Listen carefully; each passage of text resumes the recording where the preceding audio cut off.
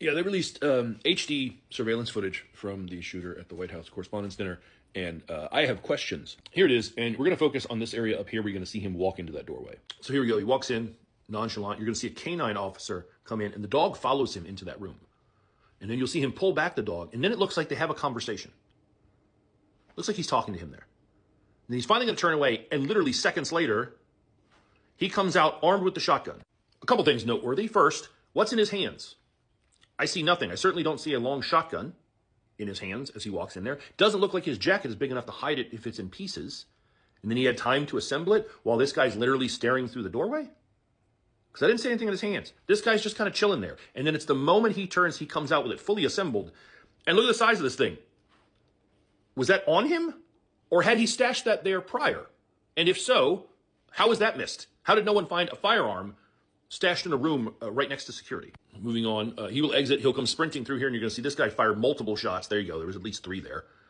As everybody just kind of scatters and seems confused. And it's worth noting, this guy walked into a room right there, seemed to be being watched almost the whole time he was in that room, and yet somehow got his hands on a shotgun, then sprinted through here, and all of these guys missed him. None of them were paying attention except for this one officer, who then proceeds to miss him at close range. At one point, this guy's basically standing in front of him. I understand he's running, but he missed him with every shot. And also, never see his firearm go off.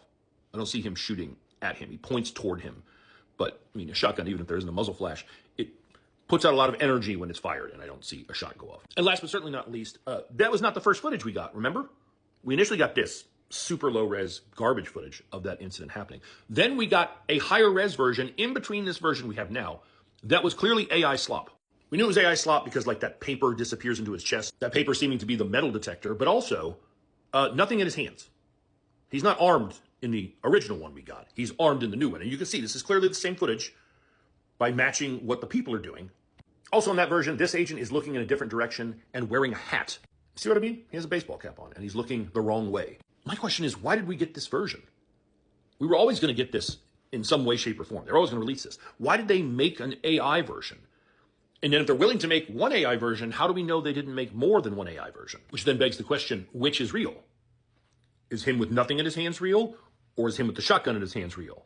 Is no metal detector real? Or is metal detector real? My takeaway from this is this administration is way too comfortable utilizing AI.